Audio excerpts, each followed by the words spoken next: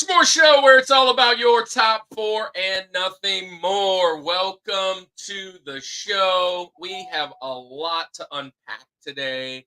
As you guys come in on the live, be sure to start dropping your where you're finding us, where you're at, what's going on, where you're watching from, Facebook, Twitch, Instagram, wherever you are watching. We love to have you. I see you guys coming to click in.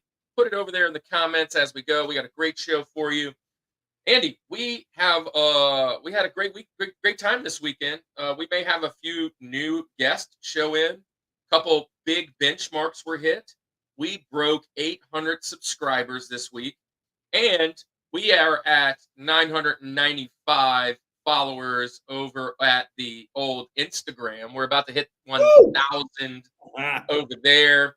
And look, man, it's been a wild ride, but we went to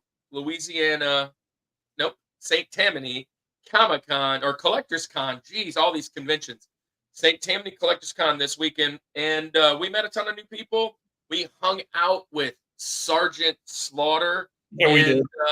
Also hung out with Ming Chin from Comic Book Man, Batgirl, Teenage Mutant Ninja Turtles, Dope Smack, who's going to be on the show later in the year.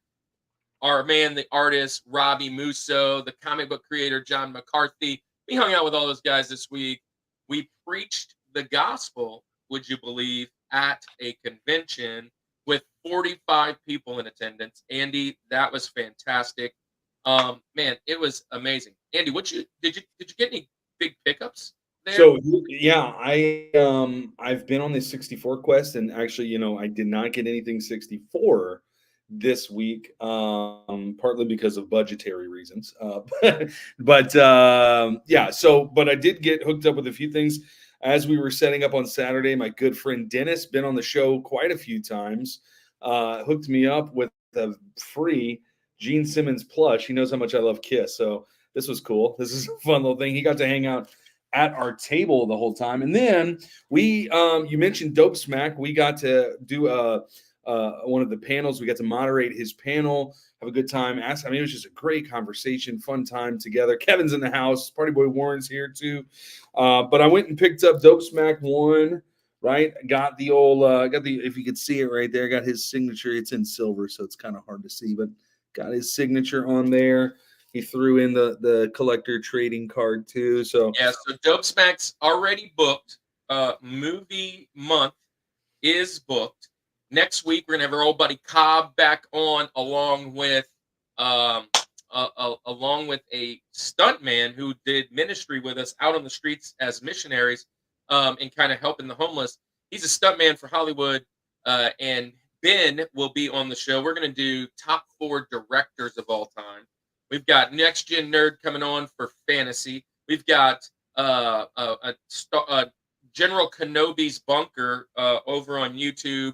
He's going to come on for top 4 Jedi of all time. I know you're going to love that one, Andy. And we have just a plethora of people coming to join us over on Mark who's another artist or another creator. He does horror books, and he does freeze-dried candy. He'll be on the show for our top 4 horror films. And it's gonna be a great month coming up. But we are gonna finish up music month today. Before we do that, let me show you what I picked up. First off, shout out to my boys at Bayou. Yes, bro, love this guy. We have a great short coming. We get one from him every time. And he has a little whatnot. Go over there if you need any pops whatsoever. Pick those Funko Pops up from Bayou Geek. First off, I'm going to say the gift that he gave me, which he also gave you one too, Andy. It's not here with me. It's in my office. It's with my whole collection of them. Right. So there's 2 of these. He gave one to each of us. Look at that. They can say, look at that. He hooked us up with the Master P. And everybody, I'm Mr. P over at my school. But we're from New Orleans. I had a little New Orleans rap hit last week. Story. Can I share about right there? But look, we met Sergeant Slaughter, and wait till you see the pictures and the promos we've got from this. Yes. This is what he hooked me up with. Now, Sergeant Slaughter told me that this is the holy grail of Funko Pops because he only has two, and the other one was all over the con. This one I only seen like 2 or 3 times, and he said this one's going to put my kid through college. I don't believe so, but here it is. It says, "At ease, Sergeant Slaughter, WWE Hall of Fame or WWF Champion Hall of Fame 2004." Bro, there it is. A couple other things. Got some more pops. Cannon got some pops. He got another pop signed from Sergeant Slaughter. He got put in the Cobra clutch by Sergeant Slaughter and given the honorary coin. But man, Sergeant Slaughter's great. He's going to have a promo for us. He's going to be a part of the intro soon. Alan Williamson in the house. That is modern day Breakfast Club, guys. He is killing it right now. He's got a short of Paw Patrol of all things that is flying, and you guys go check them out. Yeah, so yeah, I'm seeing it, Alan, seeing it there. He says, I'll just let you know. I'll give you a little brief. He goes, "Listen here, maggots. The Rushmore Show is all about your top 4 and nothing more, and that's an order." Yeah, he drops it for us. We're gonna have him on. We're gonna have that on very soon.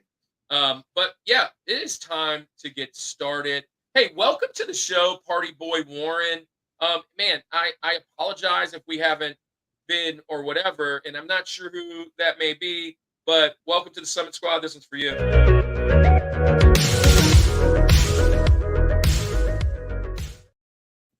Now, as you come joining in, as you're part of the Summit Squad, this is what I ask. While we're chatting, drop in your top 4 below. Whether you're a country fan or not, this is how we are ending our show or our series, because we always let our guests pick the topic. So this week's topic is 90s country songs. 90s country songs. Now, for me, it's probably the whole mountain for me in country. I don't listen to too much country before that. You know, a little Hank, a little whatever every once in a while. Devil Went Down to Georgia or whatever. And then the newer stuff, maybe here or there if I'm out here at the softball field or whatnot. But mainly the 90s is where I mix. Andy, what do you think about country? So funny story. Last week I mentioned I've been in metal bands and stuff. That was kind of like my big deal. Also, hey, our guest is saying something fun. One of my favorite quotes of a movie. We play both kinds of music here, country and Western. Fitting one. But I digress. I was in metal bands, so I was just blind to the country side of things because I was just ignorant. Married my wife when I was dating her. She grew up a lot of her life in Texas. She is a mega 90s country fan. It's what she listens to. So very quickly on in dating her, I picked that up, and I realized that I was just stupid for not liking this, because much like you, I love old country, kind of like outlaw country stuff. I love that. And then I love 90s country / early 2000s. It's kind of some of those things blend together. Yeah, I was kind of disappointed, and I'll probably talk a little bit about this now. There were some songs I really wanted that were like 2003, 4, 5. And I was like, dang it. Can't count it. No. Yeah. There's a lot of those early 2000s are good. I'm not, and some people may like it. I've not been a recent fan of much country. There's some here and there.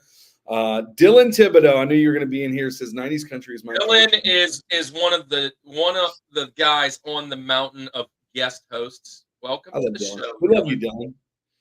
If we had Dylan on, he'd sing them. He's saying he this is the George of music genres.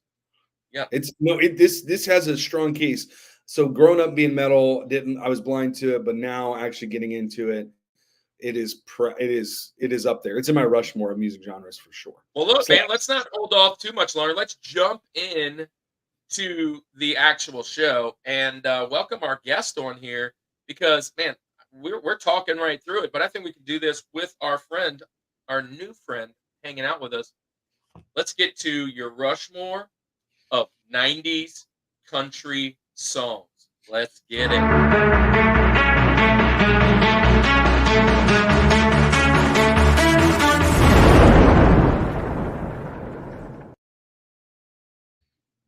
Well, let's welcome our guest host. And as you see, we have 6 main topics that we just went through.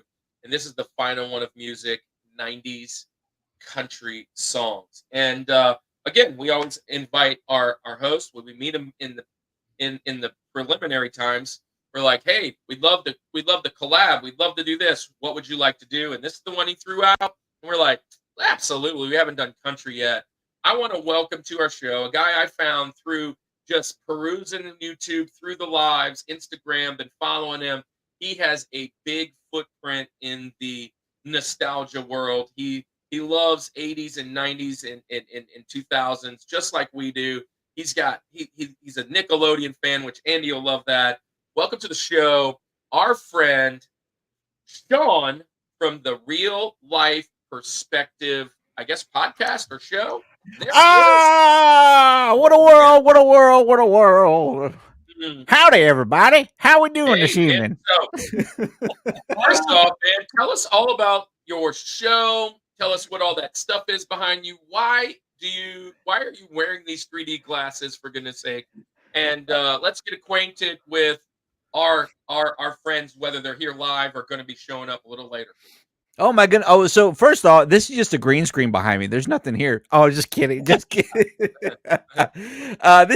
So my name is Sean with the Real Life Perspective Show. I host a channel that is all about nostalgia from the 80s, 90s, and early 2000s. Everything from, our childhood that just kind of just brings us back to the good old days, because, kids today will never be able to understand the kind of enjoyment and the things that we went through and we got to appreciate and enjoy, like having to wait a week just to see an episode, That's that right. kind of stuff. And just all the little things of the quality of the toys that were made and all that kind of fun stuff. And just all these, there were just so much good writing back then. And I don't know. It was just such an epic era of 80s, 90s, and early 2000s, like I said.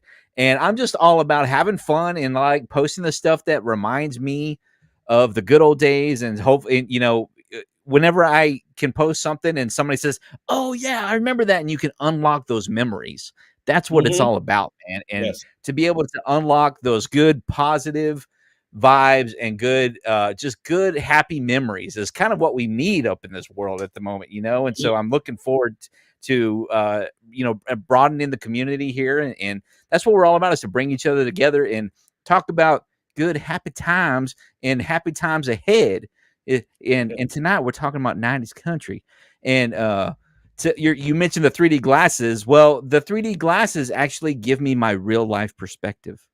Hey, there it is. I like that. Well, dude, I'm so excited for you to be on. Obviously, everything in your back right now is all about core memories. If you've watched the show before, gosh, Kirk just threw up 2 of our buzzwords here: nostalgia and iconic. That happens to be the 2 things that maybe it's just a crutch word for us, but it's really what our show's about. And obviously, this is what your show's about too. So very excited to kind of have this discussion today. I'm going to try not to be distracted by all of the Nickelodeon stuff you got going on. Oh yeah, there it is. Nice. Very nice. So we got a lot of fun stuff planned tonight. Kirk, that's going for all you old school people. That is George Méliès's 1902, A Trip to the Moon, the very first sci-fi movie ever created. So what I thought immediately, and I'm not 1902 old, I thought the Smashing Pumpkins video. Didn't they have that in a video? Yeah, tonight. Yeah, they something similar. Yeah, it was. Yeah. Oh my gosh! Have you guys seen that clip of Billy Corgan skydiving through space? Dude, Andy sends me these. Andy has a niche to send me these. He loves the reels where it's like, this is what it sounds like when a blah blah blah. It's just like waiting, and that one word that it's like one word that the band says, and then it just straight cuts off. Like and oh gosh, he sends it to me all it up. I thought it was a meme. So yeah, Alan, nice shirt. So Sean. So great. Well, we are going to stick around, guys, because he's going to share what's got coming on, real life perspective as far as guests and a couple shows that he's done and what will be coming up. But we're going to jump in our show, and our show is 90s country songs, and we always started off, Sean, by letting our guests go first and give their criteria. Now, the criteria was really, we just didn't have a better word for saying, what were you thinking when you did your list? And so tell us a little bit about why you picked 90s country, because we usually let the host pick it. And then what were you thinking when you curated the list? Well, the whole reason why I threw it out there is because every time I throw something at you, you say, yeah, we done that. Yeah, we done that. Yeah, we done that. Yeah, we done which is cool, which is great because this is what number podcast is this? I think this is 119, 118. Oh my goodness. Congratulations, guys. That's amazing to be able to get that. That's just phenomenal. So congrats to you guys for sticking with this, man. Yeah, dude, that's awesome. So I mean, I threw 90s country out there. I am from the 90s. I am from Texas. I grew up with 90s country, and that's the first thing that stuck. So I said, let's do it. So that's so look, Andy, this is kind of how it usually goes. Andy lives in country time of the 90s, and I live in the country time of 80s. So with the two of us, we usually overlap in the early 90s, and he usually goes a little 2000. I usually go maybe over the 70s quite a bit, and different things that we're doing. So it sounds like you are going to be very similar to Andy, but what we did today is we pinpointed just the decade. So we're all going to be kind of bouncing around. I know that there are some big banging songs out there. Unlike I could have done, I'll talk about it in my criteria. I could have done my whole list a specific way, and I didn't want to. So I wanted to go a little different direction, just to give a little variety and whatnot. What were you thinking about like the list? Like why were you going this route?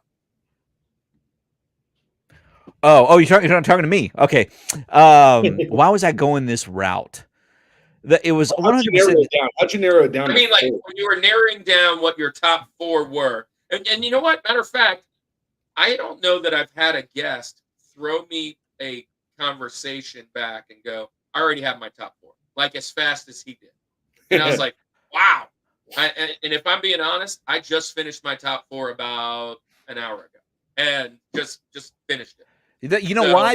Because I'm a professional, sir. That's why. That's exactly why. That's how I roll on the Real Life Perspective show. What were you thinking? What were you thinking when you picked him? And then we're going to start Rosie. Rosie's our what we call Roosevelt. We consider him number 4. It's kind of the line in the sand. So nothing else makes your mountain. Yeah, it was 100% nostalgia for me, man. Every one of these songs takes me back to a time when I was a youngster. Everything. So my dad used to be a karaoke guy. He would go, but don't call it. You call it backing tracks now. Don't ever call it karaoke to him. He will not like.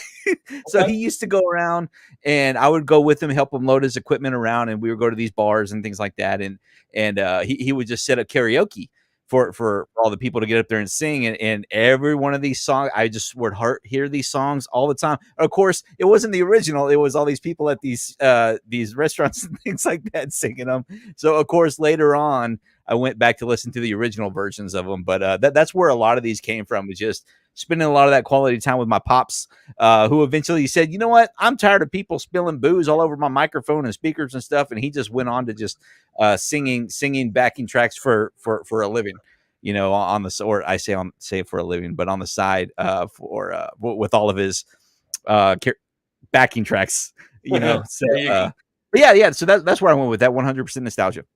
Awesome. Well, we'll get us started off, man. Rosie, number 4 on your list. Number 4. 1991 Boot Scootin' Boogie from Brooks and Dunn. Come on, yeah, let's go. Yeah. I love it. And I was in a cover band, and we covered this song, and it's it still bumps till this day, man. It just anything. I've never heard a Brooks and Dunn song that I've never liked. You know, I mean, that's and right. it's a great what do the kids call it these days? Not square dancing, but where they all line dancing. You know, you can still do a good line dance to it. You can just boot scoot. I mean, it's just when I think of going to the rodeos and I think of the dance floor, this song just kicks me, man. And I can't help but to think of, you know, when I was a kid at my local carnival / rodeo, just sitting there listening to whatever cover band was up there playing on stage, and the whole town. I'm from a very small town in Texas, and everybody knew everybody. And just the nightfall of, you know, the parents are out hanging out at the rodeo. Me and my brother would go play off at the carnival, you know, playing all those little games and everything. And then, so great memory with that song. So that's my Rosie. So I love that. I love this song. Andy, you go ahead. Oh yeah, I mean, this is fantastic. We'll get into it, and I think this is kind of along the lines of what Kirk was alluding to a minute ago. We'll get into it, I'm sure, throughout the night. That there are a lot of these groups, or a lot of these songs that, man, narrowing it to one song for that that artist is probably the most difficult thing to do, because my wife, who I mentioned, big 90s fan, there's a lot of groups that are what I call, you know, there's flashes in a pan, like there's those one-hit wonder kind of big hits from the 90s, but then there's these catalog bands where it's like, gosh, how many songs did they actually do? And actually a few weeks ago, we were scrolling through some Brooks and Dunn songs, and it's like, gosh, there's another hit that they did. It's insane how many songs Brooks and Dunn has that are just so. Yeah, I'm just going to throw this out here. This was as high as my number 4, and it hung around number 5 all the way until about an hour ago. But it is one of my honorable mentions that is now off the board when we get to Benjamin's. I see a couple other people come and hang in. We're top 4 country songs in the 90s of all time. Yes. So, Boot Scoot Boogie, Brooks and Dunn, great band. One thing that I kind of had fun with was just realizing that a lot of country artists are solo, and Brooks and Dunn did the duo very well. They had several really good songs. I remember this song, and so part of my criteria, one of them was going to be line dancing, if you will, because of this nostalgia thing that was embedded in my mind. When I was in the military, 1997, I was stationed, or 98, I was stationed in New Mexico. And a part of being in New Mexico, we used to travel across and go to Lubbock, to Texas Tech, and Amarillo to go and party. And there was a bar scene over at one of those. I can't remember which one it was at. But there was a bar scene over there that was an old skating rink, and it was redone into a bar, and it did country line dancing. And you would, instead of skating around the walk, you would line dance around, and the DJ was in the middle. And this is one of those big songs that I just can't, like, it was always on. It was like, it was one of those ones that always came on, and you had to learn how to do it. So yeah, just, it was a good scene, and it reminds me, nostalgia brings me right back to that particular place. Those guys, Ron, BJ, all those guys hanging out, kind of trying to chase a cowgirl out there, man. Yeah, I mean, so yeah, I mean, that's what we were doing. We were single, ready to mingle and looking. You know what I mean? So that was some fun times. That's some super fun times, man. That's a great first pick, man. Wait, Sean, way to start this off. I mean, that's a banger right there, off the bat. Number 4. We say this a lot of times too, and I don't know about you with your criteria. Sometimes this list is almost like one of those ones where there's not my 4, 3, 2, 1 could have gone in any order. So there's not really like a this one. It's my top 4.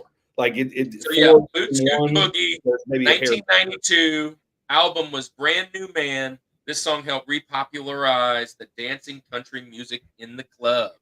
yeah, so there you go, man. Boots Good Boogie. That's what I had for Flipper my Dude, little Came Andy list. says, those of you who follow me on Instagram saw that I picked 2 very rare Brooks and Dunn concert shirts. There you go. And he also says, Nice. Hey, number 4, Flipper Dude. Oh, Texas Tornado. Tornado. Number 4 is Texas Tornado. Flipper Dude is Keith from Pickin' Preachers co-host, and welcome to the show. Yes. Andy, he told me on their show the other day that he is very, actually he said that he has dibs on the next time we do hair metal. He is very disgruntled that he wasn't on that show. But we're gonna get you on the show. We're gonna get you on the show, Flipper. We got you, bud. We got you. All So, right. man, Kirk. I am going to jump in and just kind of tell you my perspective. That's Oh, there we my go. criteria. My criteria. But my criteria again, I love where you were going with that nostalgia. I was trying to connect a memory along with it, and I mean, if you look down here, looking back on the memory of, right? So that's a big one-liner from a great song, and all of it is about. There you go. Yeah, And I'm gonna just say this. It's all about memories for me, nostalgia, usually, anyways. But this for sure. This was high school, early college. Well, high school and almost all of early college, and then early military times, and just a lot. What I thought of was this was going to be easy, and of course, we always say that. But I thought this was going to be easy just because it was so narrowed down. But as I got into it, I was like, man, there's so much. So what I tried to do, I've got about 16 on my list. I haven't doubled an artist one time. I didn't double them one time. So if you take the artist, so Brooks and Dunn's off the list for me as far as what I've got, but they have definitely more bangers. So my first one though, I'm gonna come in. I just put this one on recently because I almost forgot it because it's so late in the game. 1999. This song peaked at number 1 for 6 weeks. Right. I'm gonna go with Lone Star's "Amazed." Man, I can't tell you how much I love this song so much.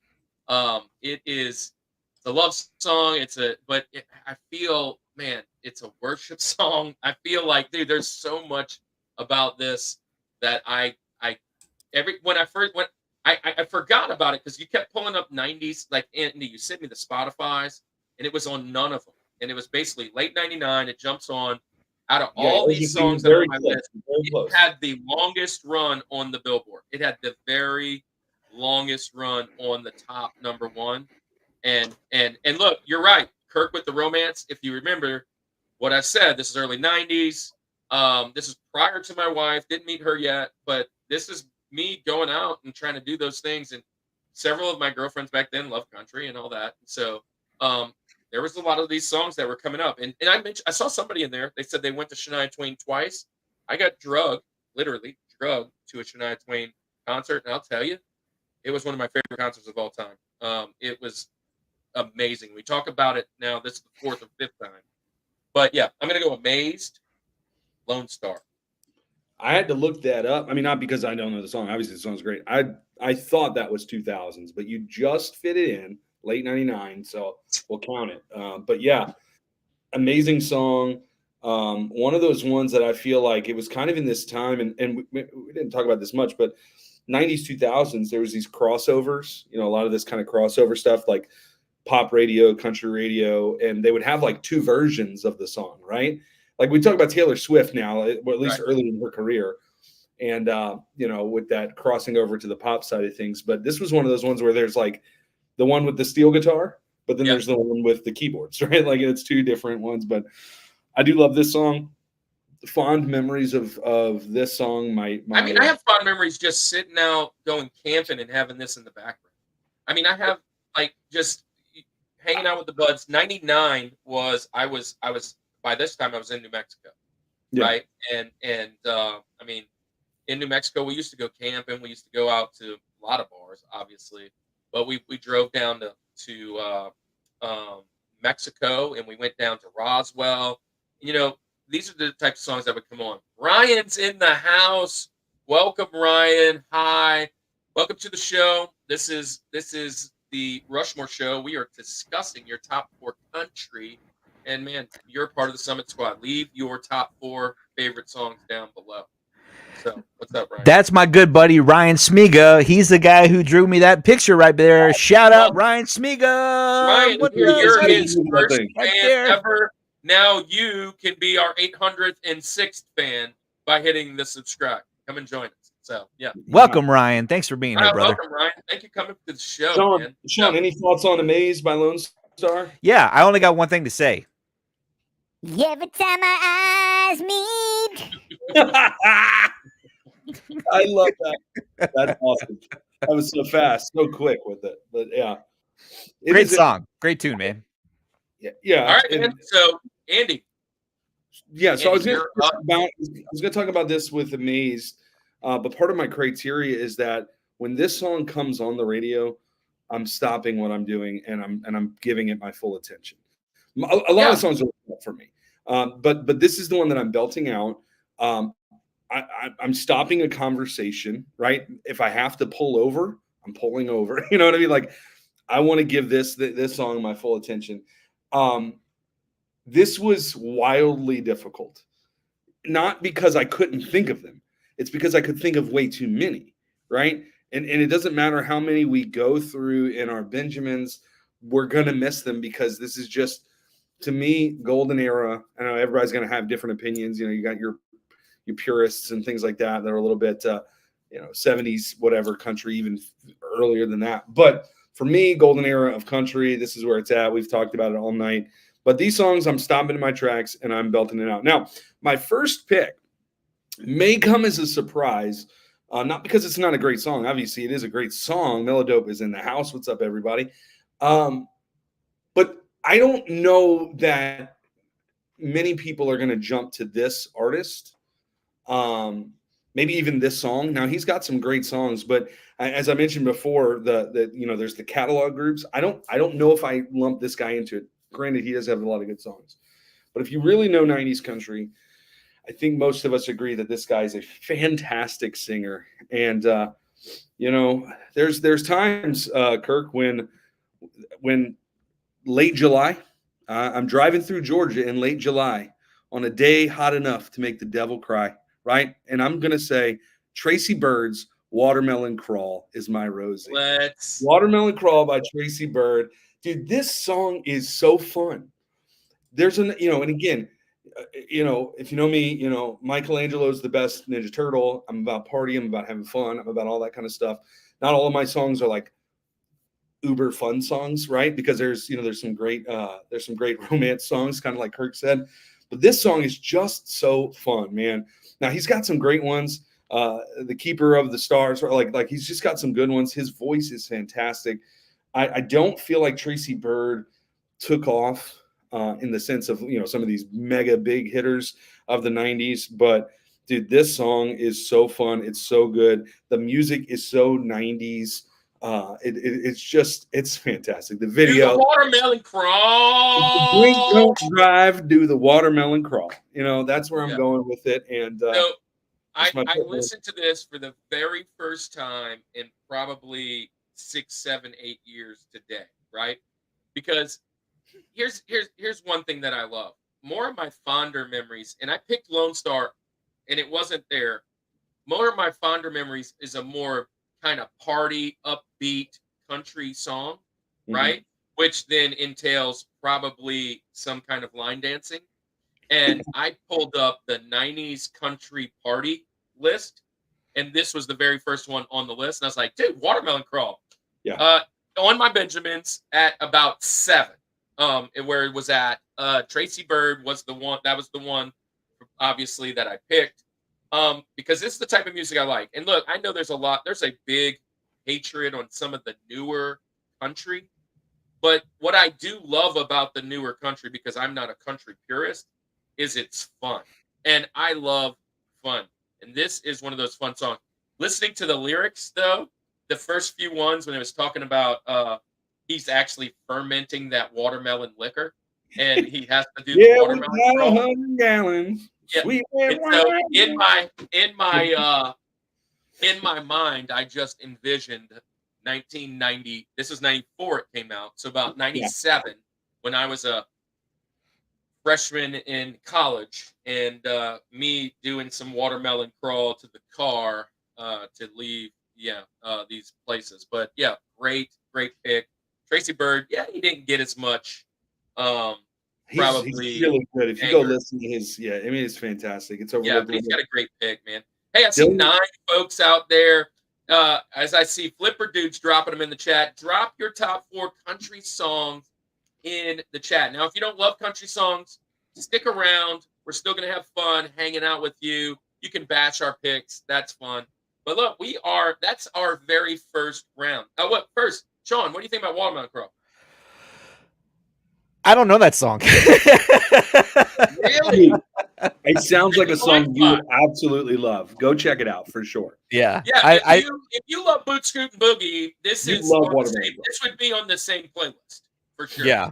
And it's possible I may have heard it. It's just the title it's not ringing any bells for me for whatever reason. Also, they don't explain how to do the Watermelon Crow. Like they tell you to do it, but they don't. Yeah, they say she dipped down Dosey Doe or whatever. But I always love those songs, to be honest. When they actually give you the way to do the steps. Now look, I wanted to say this, man. Papa Bear and Baby Bear, welcome. We are going to collab. Cannon and I are going to collab over the summer sometime. We'll figure out a way. Papa and Baby Bear, Andy, are some guys that I met through this amazing YouTube, but they rip cards. And Papa's son, he is 9 years old. And actually, his birthday is 2 days after Cannon. And Cannon's 9. So we're going to get them together. Cannon loves all that stuff. But thank you for being here and hanging out and being a part of the Summit Squad. I will just say this. I don't know what anybody else thinks about George Strait. He's not in my mountain at all. At all. He's fantastic. That's King George. Stop it. I know. He's not on my I do have a question though. Did Papa drove a truck nearly all his life? Did he drive? Did Papa love Mama? Anyway, sorry. Maybe we're foreshadowing something. But anyway, Perch in the house. Perch is also a card community ripper. I'm pretty sure Perch does hockey. Welcome to the show. Stay on there. Melodope is a part of the Spine Ticks family. So is Perch. So is Papa. Yeah. Oh, by the way, real life, if you're not a part of those families, MdBC, which is Bert's Beats, and Spine Ticks, you should join in with those. Man, it's got a great community. You would love these guys. Spine Ticks, when I was in St. Augustine, which was only like 3 weeks ago, he had 13,000 subscribers. Today, I don't know what it is now, but I think he just broke, or he's about to break, 80,000 in the last 3 weeks. Crazy. He just exploded. Good for him. That's awesome. Yeah, nuts. So they have a really cool community live on Saturday nights. If you want to jump over there, real life, it's really fun. So all right, man. So this is our first round. This is the Rosie. We've set the foundation. Watermelon Crawl, Boot Scoot and Boogie, and Amazed. So now we don't need any criteria. This is our TJ Jazzy Jeff, number 3 in the mountain. Sean, you're up. Let's go with your favorite singer of all time, George Strait. We're going with 1992, I Cross My Heart, because I was an usher in my cousin's wedding when this song came out. And this was the hottest song, not only because of Pure Country. I can't tell you how many times I secretly watched Pure Country as a young teenager. I loved that movie just for the music alone. A great storyline. Back then, it wasn't even about, as a youngster, you don't even know what real acting looks like. You know what I mean? But you watch George nowadays, it's fantastic. It's just still a golden one for me. But that brings back a lot of memories from watching that movie a lot. Also I was the like I said, usher in my cousin's wedding. And they had it was a little bitty country town, a little bitty church, and they had a CD player at the altar, and they had this was their song, and they had this song on a CD repeat, And my cousin had gone out for his bachelor party the night before, super late to his wedding. So that song played, I swear, probably 35 times before he finally showed up, and they finally, cut the music and actually started the organ. Here Comes the Bride. So that song is ingrained in my brain, in my DNA, in my nostalgia soul for the rest of my life. So that's gonna be that one. Your TJ Jazzy Jeff. That's where we're at on this one. Yeah. That Andy, pick is fantastic. Kirk's going to give the hate to George Strait, but it's not happening from me. I love this song. He's another one. I could probably think of a Rushmore of George Strait songs. Like, there's a lot of these artists where it's like I could have filled 4 with his songs because they're just so good. And again, wanted to do that. George Strait is he's an acquired taste, I guess. I don't like, to me, George Strait is, in the 90s, he's a very classic, straight-laced type, like, just him and also Clint Black. These two, they just don't do anything for him. They never have. And now I love, but I'll say this: they do have a ton of hits, and I appreciate it. I mean, what Yes and No or whatever it is, he's got a ton of really good stuff. But for me, if I'm going to country, when George Strait comes on, it's probably the song I'm skipping. It's just how it is. Well, let me ask you this trivia for you. What country artist has the most #1 hits of all time? Well, I would assume since you're asking, it's George Strait. I guess so. I don't know. Maybe we should Google that. Maybe. Dude, yeah. I look, again, no hate towards George. I get it. I remember as a kid, I remember in the 90s, he had such a following where George was the George. My thing with him is that for whatever reason, and he has so many great hits in the 90s, I don't think of him as a 90s specifically because he was way back in the 80s. He was through 80s. He was continual through. But because it won't count on this one, if I were to go 80s, Amarillo by Morning might make my top 4. Well, because here it goes. Let me just say this, and I just kind of gave it away on the last pick. I mean, I do love Lone Star in that, but anyone who could skip check needs a break. Yeah. Well, I listened to it this morning. I literally listened to it this morning before it got to the second check. I was checked out and I went to another song. So here's the thing. Hey, to me, he's just it's real chill, mellow, and it's just not for me. I told you. You just put Amazed by Lone Star. Boogie, when I'm looking, I want party country. You put Amazed by Lone Star on your list. That's not that one. And that's the only one that's going to be like that. Hey, trivia. How you guys give me a guess? How many #1 hits do you think George Strait had? Give me your guess. In his career? I would probably say 20. Okay. I would say 25 was the number that came to me, but I think I might be even. I don't know where I'm at on it. We have a total of 44 #1 hits of all time. He's the king, man. He's good. Look, right as I said it, Papa Bear puts the king. I mean, he is the king. He's just not my cup of tea. What's up, Jay? Jay's in the house. Jay is a part of Boggs. Jay is a Cubby fan. Man, he loves them Cubs, man. But yeah, welcome to the show. Welcome to the show. Hey, so again, no hatred on him. He's just not mine. Yeah. No, it's a mess with you, man. Oh no, I mean that's how this show is, though. I mean it's just how it is. He's just not something I ever listen to. It's just not me. But I'll jump into my next one. Hey, I never heard of Tracy Bird's Watermelon Cross. So there you go. I don't put Tracy Bird in the same category as George Strait. I think it's apples to oranges. And if I'm being honest, I was to rank, honestly, if I was to rank just the mountain, not my favorite mountain, but just what I would think is the top 4 country artists of all time, he probably is on that mountain, even though I don't really listen to any of his stuff. I mean, it's just how it goes. So, but I'll jump into mine, and I have to get back to my list because I got to make sure I picked the right one because I flipped them around a little bit. But here we go. My TJ Jazzy Jeff, which if you're new to this, it's our fun way of saying Thomas Jefferson. He's third on the mountain.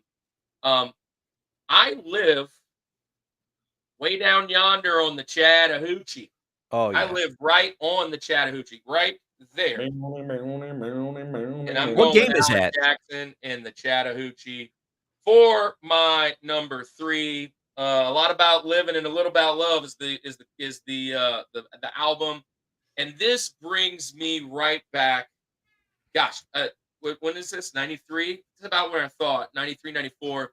This puts me in sophomore, junior year, hanging out at parties at my friend's house. They got the country list going, and this song comes on, and everybody kind of goes crazy. I love Alan Jackson. He's definitely on my mountain of artists. He's that one that has that big catalog that I like. But yeah, I'm going Chattahoochee. I love this song, and hey, that's all I think about Alan Jackson. He is a gosh, he's so good. He's got so many great songs too. Yeah, another legend for sure. Legend of the yeah. And look, I could have picked some other ones. I wanted to pick that one literally because I've moved, and I mean, if I walk out my front yard and go through the woods about 30 feet, I'm at the Chattahoochee.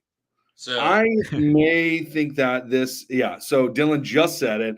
I think it has the best line in a song.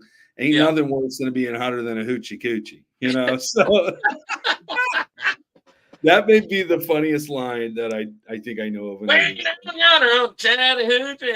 Boy, as a middle schooler when this came out, we were giggling like schoolgirls. How many times did we get in trouble singing this? When we yeah, no kidding. It's a song, I promise. It's just a song. It's just a song. Where are you at, teachers? How do you not know this? Ryan, look, hold on. So Ryan, if this is your first time at the show, I always try and pick a video game that goes along with the show, and Sunset Riders is on the background. Yes, yeah. I gotta look that one up. I've never played that. Is that OG NES? It's SNES. Okay, Sunset Riders. Yeah, Sunset Riders, fun game, blast. Looks good. All right, great man. So, dude. Alan Jackson, love that guy, man. I remember it's one of the country artists that I actually own the albums too. So this was the first song I actually, when my dad was doing his karaoke thing, and he's like, "Hey, Sean, why don't you get up there and sing a song?" Okay, I want to try to do one. And I got up there and I butchered it, of course, but this was the first song I ever got up and sang karaoke to. So at a bar. And, look who's here. Brett in the house. Brett was on the show last week. Andy's old bandmate. Bury me with my money. Yeah, Sunset Riders. Nice. Well, hey, we're talking 90s country here, Brett. So we went from guilty pleasures to this. This may be on many people's guilty pleasures, but it's not on mine. So, or any of ours, probably. So I'm going to move to my next pick. And here's the deal. For my TJ Jazzy Jeff, I'm bringing back an artist that we've already mentioned, but a different song. Sean, I agree with you.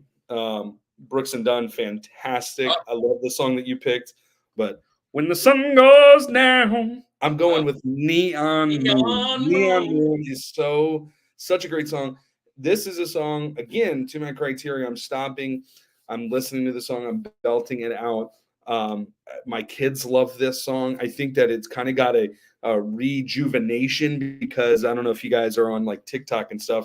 For whatever reason, somebody remixed this song and it became a sound. It was trending for a little while, which kind of introduced my kids to it. But now we start listening to it now too. I love Brooks and Dunn. My Maria. I could name off so many songs by Brooks and Dunn that are just fantastic. Boot Scoot and Boogie, like you had said before. But I'm going with Neon Moon. There, it doesn't get too much better. Dennis says, "Call me Brooks because I'm done with your crap." That's fantastic. But yeah, so Neon Moon, Brooks and Dunn. Dennis is another bandmate, Sean, Yeah. and everybody out there in the chat. Last week we did Guilty Pleasures with Andy's old metal band mates, and that's a good show. Yeah, dude. I love this song. I listened to this song earlier today, and again, it's in that same George Strait-ish. Like, I love this song. I feel like I'm at like it's time for a like the slow dance at the wedding. Like that like steel guitar or whatever they Oh, got yeah. going with that, dude. I'm like, yeah, I love this stuff. It's a good song. I really do like it. But Boot Scootin' Boogie, if I'm picking one, I'm going there. I'm going there. There's But so many Brooks and Dunn hits. It's definitely on Brooks and Dunn's mountain for sure. Yeah. Hands down, Neon Moon is my number one Brooks and Dunn song of all time. I love that song. Like you said, the steel guitar, the way it just creates that ambiance of just, I don't know, man. There's just something this minute you hear it, you are, and the title says it all. You are encapsulated and you are brought to the middle of nowhere in a country town in the country, just looking up at the stars of a neon. I mean, they paint the picture perfect for that song. You know what I mean? I mean, and that's the other thing. good. A lot of these really great hits, like lyrically, are just. Well, So that's I didn't say this yet. One of the things that I love, Boogie, you know, one of the things that I love about country music, and they do get a bad rap because, especially like the life of shorts and social media and all the things, they always get the bad rap about their dog died and you know, I lost too a wife or straightforward. whatever. But what I really love about country music, to be honest, is most of the songs are a story. It's not just this like verse and then something and then a verse. Usually the whole thing from beginning to end is one long story. And I love that about this, and it paints a great picture. Neon Moon is right there on that list. Right on. I still cover that song on my acoustic shows. I love that song. Love that song. Good, great pick, Andy. I like Great this. pick. I like this here. Look what Dennis said. 90s was the best era of music, and 90s country just helps drive that home. Very good. That's right. And it drives. What you think about this? Let's be honest, Brooks did. So, people say, what does that mean? Didn't have to be there. Let's be honest. Didn't have to be there. What does that mean? I don't get it. Dunn could have been a solo. Yeah. Oh, yeah. Well, most of it. I get it. I understand it, but there's such a picture combo. I mean, when you think of Brooks and I mean, because nobody wants to hear, here comes that number one hit from Brooks. Yeah. It just doesn't have the same hook. For some of the smoothest in the game is what Dylan says. And that, no doubt. With that, we don't, Ronnie had, I get it. You know, you're going to have your front guy, but I think that if you didn't have them together, who knows what it would have been. I mean, we're hypothetical here. So I think they're fantastic. I'm just glad that they were together because I'm glad the hits that they put out. So, oh yeah. But you know what? In my newest favorite hit, I know it came out several years ago at this point, but I just heard it for the first time, maybe a year or two ago. The Open Road song. Oh yeah. Yeah. Oh, that song's awesome. Oh, that song's so good. And it's just good, kind of just that rock, pop, country alternative. It just, I mean, that song just kicks you back what, in my opinion, country needs to be. You know what I mean? It just, they killed it on that song too. Great stuff. For sure. Yep. So, all right. Well, look, we made it halfway through our mountain. And we've got a great list, and there's a billion more songs we can mention, but we don't have that many picks. So yeah. So now it's time to kind of do some tagging around and dropping some lines. So let me just share this really quickly. This particular weekend, this past weekend, we went to the Louisiana St. Tammany Collectors Con, and at St. Tammany Collectors Con, we were invited by several of our friends to kind of go to these cons. Davey's been on the show. We've had Ben on in some shorts that you may have seen. And but these guys have invited us to come on, and they asked us, well, they didn't ask us. We kind of asked them, and they agreed to do ministry at their comic book and collectors conventions. And if you guys are new here, Andy and I are both youth pastors, and we're both teachers, we're both parents. We just love kind of mixing in with the pop culture and hanging out with folks, but letting them know our testimony and who we are. And we finally found a purpose of what Rushmore was going to be, and that is right down here in its Reboot. And Reboot was able to I preached at the last one at 5 Nights at Freddy's at Louisiana RetroCon, and then this week Andy preached on God's love to 45 people at the convention. What an amazing thing. Let me just share this with you guys. This is kind of our trailer commercial. Prepare to make the jump to light speed. They're getting closer. Oh yeah? Watch this.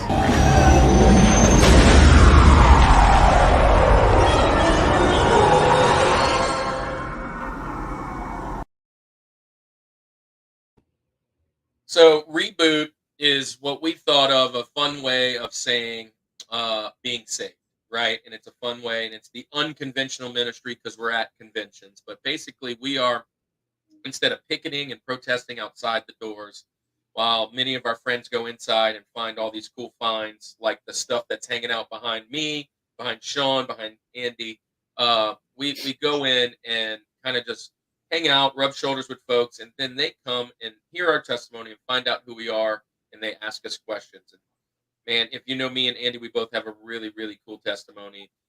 Both of us are over 10 years sober, and we are, at the end of this month, well, actually, the end of next month, I apologize, we're still in April. I'm going to hit 13 years sober. And because of those things, I have decided to reach the abandoned, the afflicted, the addicted, and the alone. And through that, we're going to do it at conventions. And it was such a great time. I want to thank Davey back in the beginning of March, and I want to thank Ben and Sarah for allowing us to kind of have that opportunity. If you're out there and you're a Christian and you have any prayer requests, by all means, put them in the comments. You can shoot us at all of these different things that are down here at the bottom, whether it's at the YouTube or any of the other places. But and if you're not a Christian and you have questions, by all means ask. You won't offend us. You won't really. We are who we are. We were never always who we pastors or whatever. We come from a pretty rough side of the tracks, and we have now moved that direction. So if you have questions or whatever, by all means ask. But now it's our time to talk about our friends up here, Culture Box, and you'll see them. You'll see Culture Box's link scroll here at the bottom in a few seconds. But let's switch to Andy. Andy's going to promo one of our friends over at Culture Box. Yeah, so kind of speaking about the whole Reboot side, one of our inspirations for that is our good friends over at Geek Devotions. But I do want to give, I'm gonna tell you about their channel here in a second, but I just want to give a shout out. Dallas Mora, just this week, the host of that show, good friend of ours, was ordained in the Louisiana Assemblies of God. We had the ceremony this past Tuesday. So congratulations again, man. Got to love on him, give him a hug, just tell him I'm proud of him, man. It was just so cool to see that.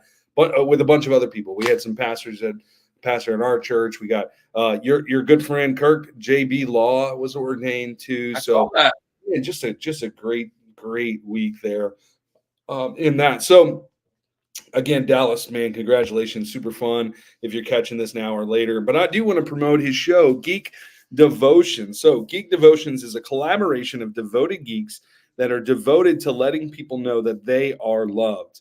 They produce a weekly geek culture-infused devotional, their podcast, Com Talk, and written articles, all designed to encourage and challenge people in the geek community, bridging the gap between their faith and their geekdoms. Find all their content at geekdevotions.com. Go check them out. Find them on YouTube. Find them on Twitch.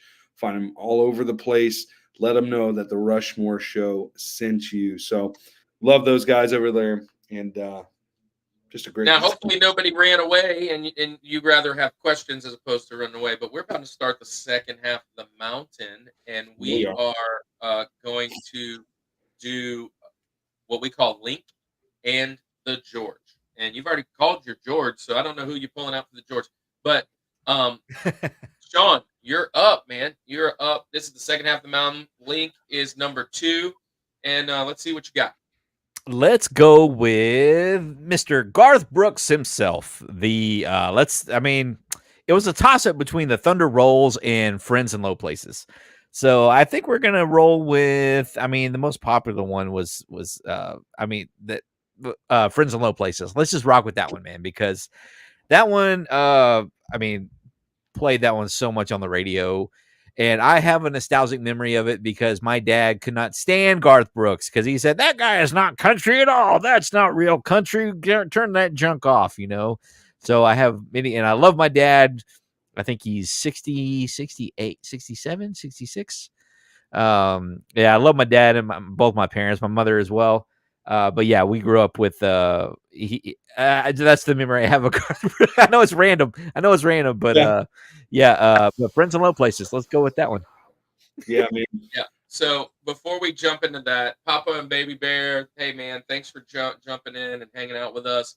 Can't wait to see your next content. We'll be over there, and everybody go check out them. They're building a nice little channel over there. You guys stay safe. Thanks for being here. Yeah, Andy. Friends in Low Places, man. I've got tons of friends in low places. I got a new friend in low places right here, right under me. So yeah, what's going on? Friends in Low Places. Yeah, this is a 90s country.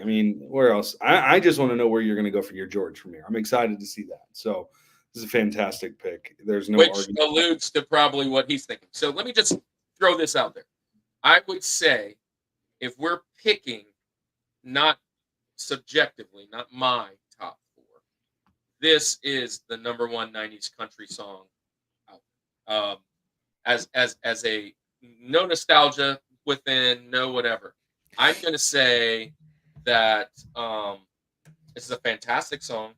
It brings me right back, and Andy, you'll understand this, and if there's any other Slidell folks in there, brings me right back to Old Town, and this was in the jukebox. Don't rock the jukebox. Well, look, it was in the jukebox. That's a good one. And this joker would play every night, maybe 4, 5, 6, 7 times a night.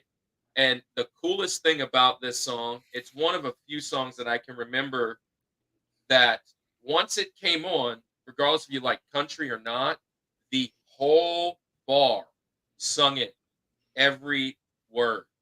Like you were all friends in low places. You literally made 50 friends immediately. Yeah, no as soon doubt. As it came on, and you're all kind of swaying and doing your thing. And then the song's over, you're like, man, I don't even like you. What are you doing here?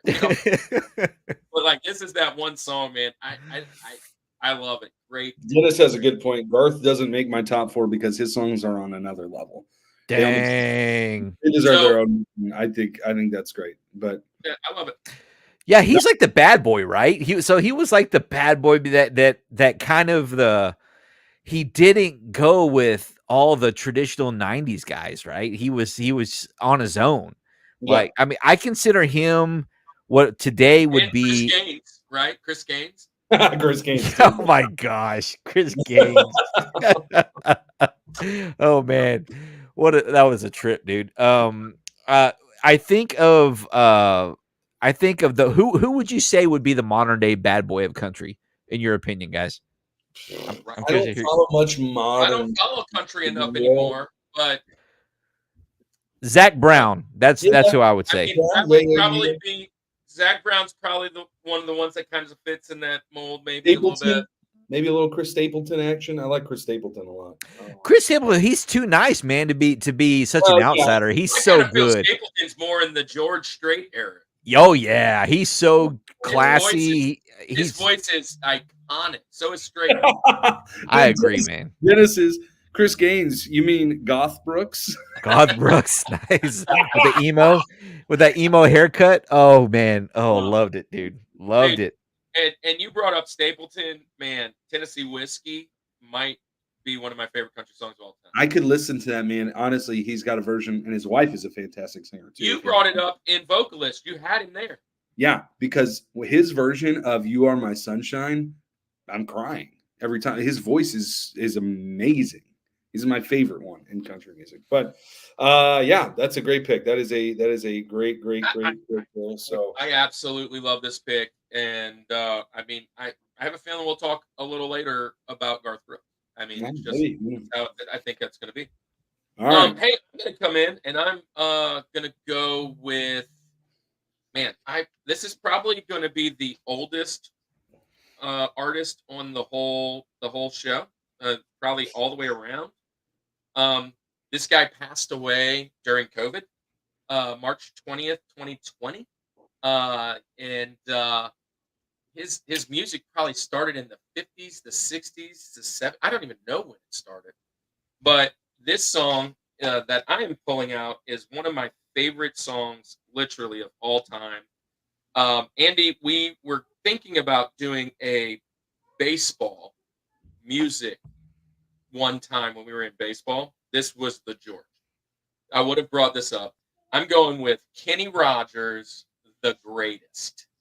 And wow, if you have not heard this song, you're bad. But I'm a baseball fan. And every single time I hear this, I cry. Every single time I hear this, I can't. When I heard it. I mean, today I changed it. I put it on my list today. It bumped everything down because it hit me, and I was like, because when I found Kenny Rogers, you never think 90s. And I was like, man, I bet he did that song in the 90s. And I'm like, please tell me it's in the 90s. Please tell me it's in the 90s. And I believe it was 98 or 97. I have the number here, but I got kicked out because I was looking up Kenny Rogers stuff. So here's the song. If you don't know out there, it's a little boy with a baseball bat.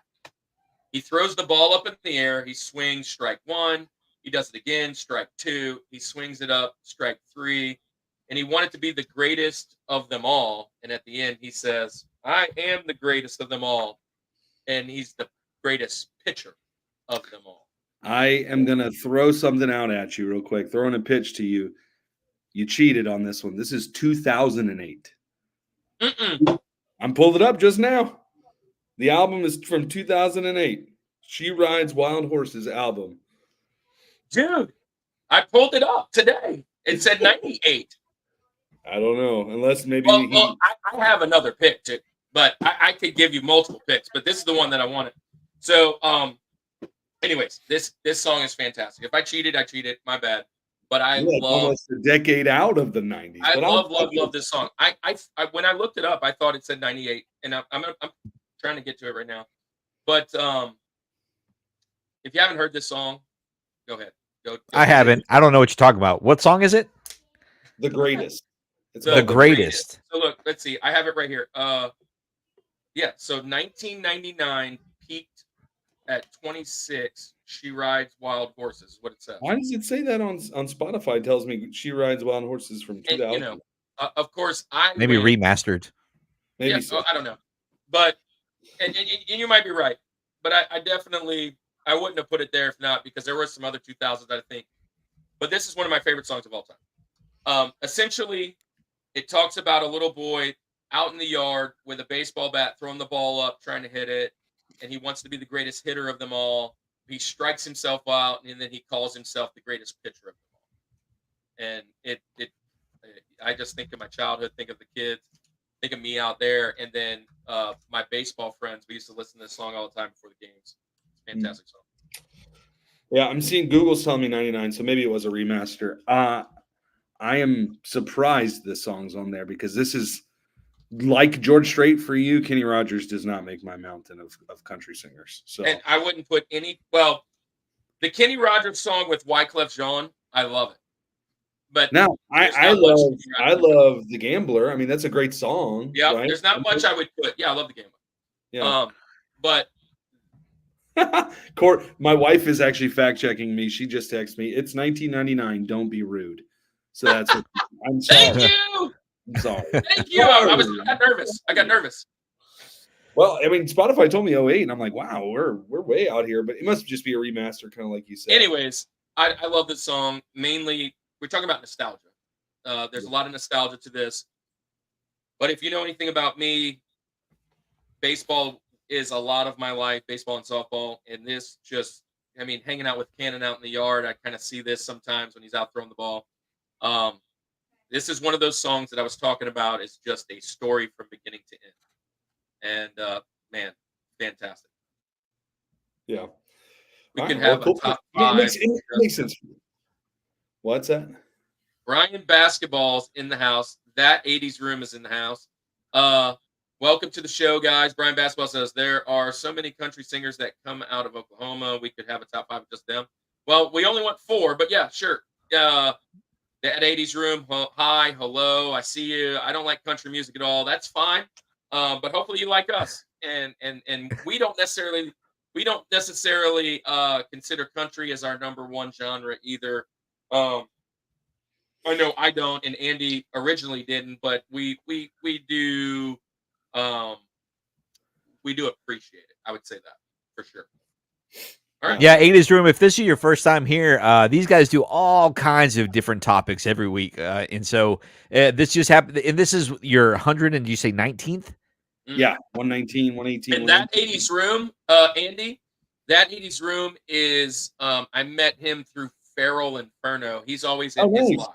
Yeah. So he's always in Inferno's lives for the video games. And I actually watched some of his stuff the other day. He was showing like Star Wars figures and stuff.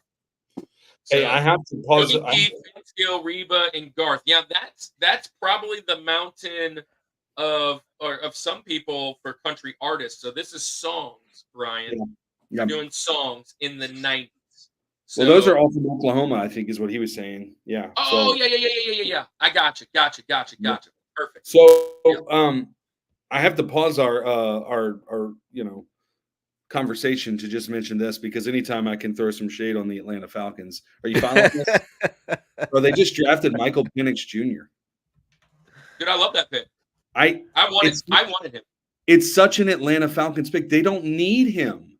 There's no need. It's so stupid. They've always done this. Anyway, it's just the Falcons thing. Well, I mean, they don't need him now that they got Cousins, but I think Michael Penix is underrated. So as far as drafting, I think it's a questionable pick. Anyway, that's not what we're talking about tonight.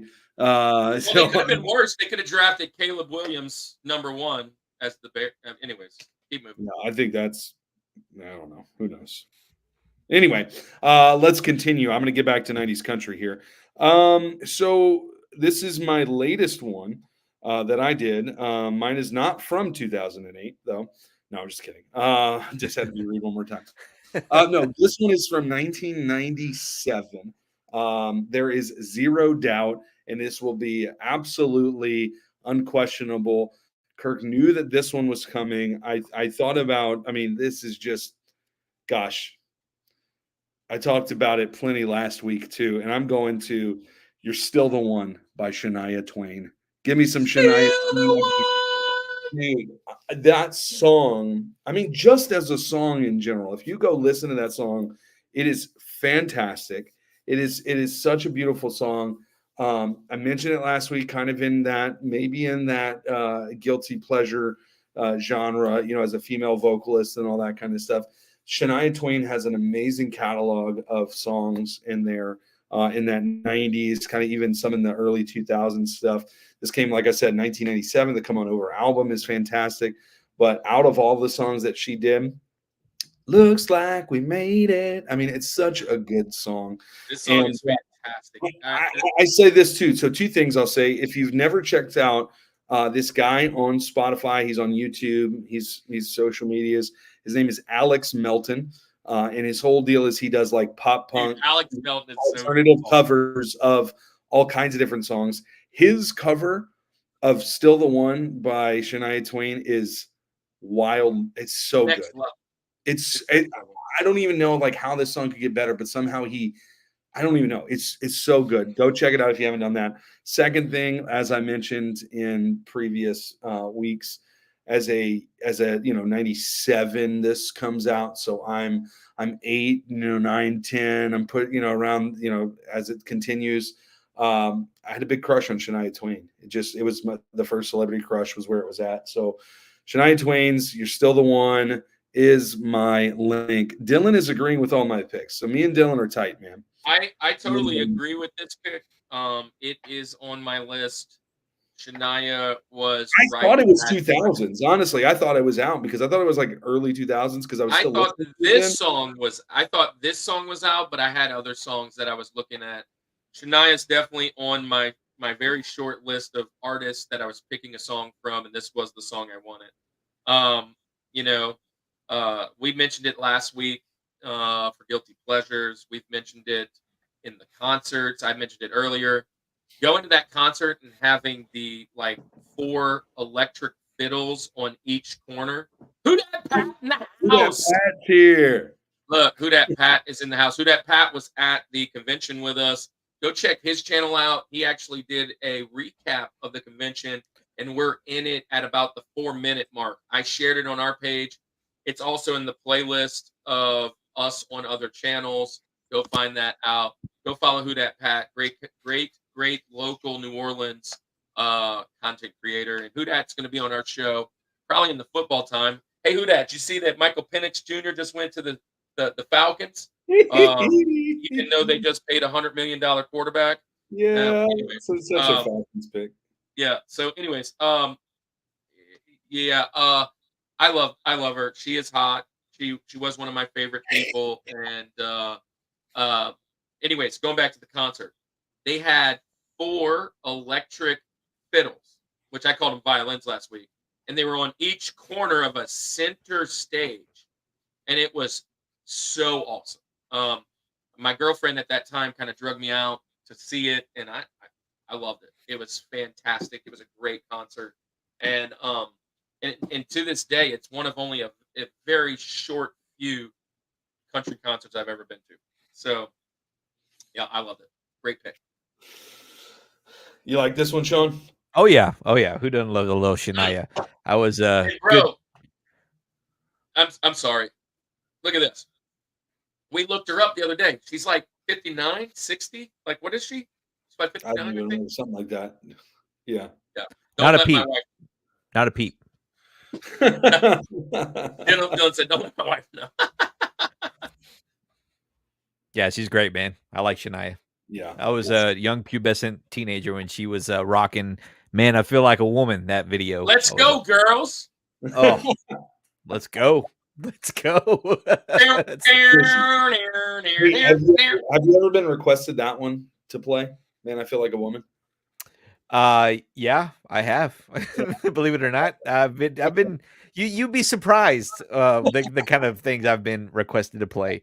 Well, yeah, and I brought this up today. We were talking 90s country, and we probably won't see Aaron in the show today. He's not a huge fan. But I was doing whatever, and we opened the doors. He's across the hall from me. Opened the doors, and I saw him, and I went, he goes, "Bro, cringe, stop." Oh.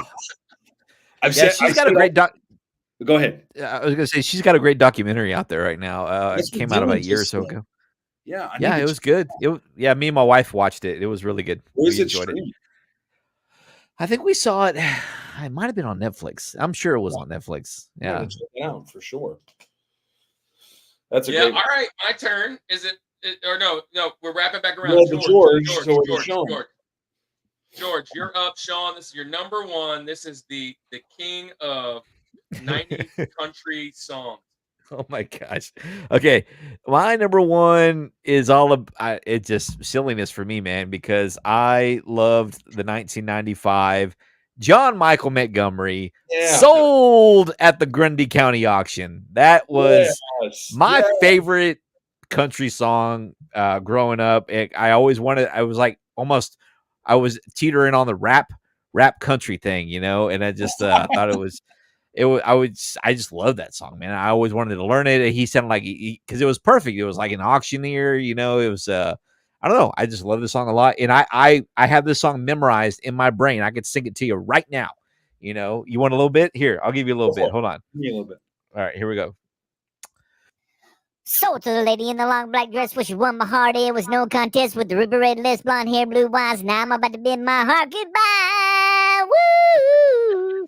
Yes, I love. How about that? She's an 8. She's a 9. She's a 10. I know.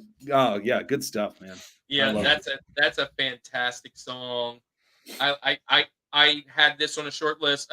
Honestly, John Michael Montgomery's in my list, but not this song. So See, this musically, that song is like from a musician standpoint is super fun because it's like that railroad track, like jigga jagga jigga jagga jigga jagga. Yeah. It's like it's driving. And you know what's great about it? It's in the same key. I play it in the key of E when I sing it because I modulate the keys down to fit my vocal range. And I always, if I close out the show with this, I close out with that song, and then at the end, I tag it with the King of the Hill theme song. I play that at the end of it too. So yeah. I'll So tell there you go. what, I'll propane. tell you what, Bobby. Yeah. So yeah, it's a great song. Yeah. Oh, look. The Chad is in here saying Shania reminds him of prom. Welcome the Chad. Does anybody know the Chad? I don't. That's my brother from the same mother. Hey, what's up, man? Yeah, Well, welcome to Chad. As we like to call him on the Real Life Perspective Show, Mr. Cadillac. That's Mr. Cadillac up in the house. Cadillac in the house. I love that. Flipper says his King George, sharing your love with me. Great song. Great song. I can't hate on that. And obviously Dylan made you sing it, and somebody in the Rushmore Show says she's an 8, she's a 9, she's a 10. I know. Oh, that was me. I love this song. This is a fantastic song. I love John Michael Montgomery. He has about 6 songs I was debating, 5 or 6, and he's got a bigger list. But when you say the best of, there was about 4, 5, 6. I was like, oh, this is good. Oh, that's good. Oh, that's really good. Oh, this is good. That was good. And this song was probably the highest rated in all the lists. Was this one? So, yep. All right. Let me go with my number one. I'm going with my number one, and this song is pretty sufficient for today. We got the draft going on, and Baton Rouge has been called twice. Jaden Daniels, Malik Neighbors. We're calling Baton Rouge, baby. Garth Brooks. And the reason is I love Friends in Low Places. I love Thunder Rolls, like you said. But this song has a much bigger nostalgia to me because they play this not being from Baton Rouge and in the area. They play it all the time. But I'm Tiger fans. Dylan and Andy are both Alabama fans, so they're going to hate this. So I'm already bracing myself, but they play this in Tiger Stadium all the time. I go right to the tailgate, LSU and the Tiger Stadium. And if you've seen Garth Brooks in concert in Tiger Stadium, this is the George of songs while he plays, swings on the rope, does all the things that he does. And this is just when I go back to nostalgic memories, there's not much better than hanging out with my friends at a LSU Tiger tailgate. I mean, even if you don't like LSU, Andy, which you now have to be a fan. You now have to be a fan because you actually coached a Tiger. But here it is. Everybody in the area that loves college football and loves football in general loves a tailgate at LSU. I mean, if you love partying, it's the best. Yeah. So Dennis says he was there. He was actually at the show that Garth played in Tiger Stadium. It legitimately registered as an earthquake when he played that song. So pretty crazy. Which is the second time an earthquake's been registered at Tiger Stadium. The other time is when Demetrius Byrd caught the winning touchdown against Auburn, and I was there in the end zone right in front of him when he caught it. That place was hysterically loud. It was so crazy. Listen, yeah, I don't hate on this song. This song is fantastic live. I spent last night in Louisiana. Yeah, this is such a cool man. I just fantastic. I cannot hate on this song. I will just say this. To me, Garth is the king, and I didn't say it yet. My whole mountain literally could have been Garth Brooks. Yeah, easy. From the No Fences and the In Pieces albums. You smash those two together, I could have found the first 15 songs of my mountain. Literally, because I listened to those on repeat several times. Love it. Love Garth Brooks. And yeah, he was the bad boy. He was my first entrance into country, which is another reason that's the type of country I like. Because he was the kind of the entrance. He was the gateway drug. And then he went Chris Gaines, and we're like, oh, now it's time to be Punk. I guess. I don't know. I'll never not call him Goth Brooks. I mean, that's absolutely where I'm going. That's awesome. That is awesome. Yeah. Yeah. All right. So Awful I pick, guess awful pick. LSU. There we go, baby. All right, boys. I am out for now. Have a great show. Yeah, we got a little bit more Benjamins for those that are out there. We got some Bennies on the way. LSU has a really good softball team. Hey, can I say this real quick? Pause for a second. Flipper, I've never got to actually chat with you online, except because we're always kind of talking. And so it's a lot to talk into like Keith's chat. But my daughter is an excellent softball player. She's ranked in the top 100 right now. The new ranking should come out in the next few weeks. I think she'll be probably in the top 50 would be my guess. I think she'd even be higher, but she plays in a very competitive, tough place. You had mentioned earlier, and it's up top there that your daughter has 3 weeks left, and I am dreading it, man. I am dreading it. My daughter is a sophomore. Well, she's finishing her freshman year right now. She plays on a 14U national travel team. We go coast to coast from California to Carolina. We go to Colorado. We do the Indiana. We do all those things and you know all about those because I've seen you mention them. And Kentucky, Texas, we're all over the place.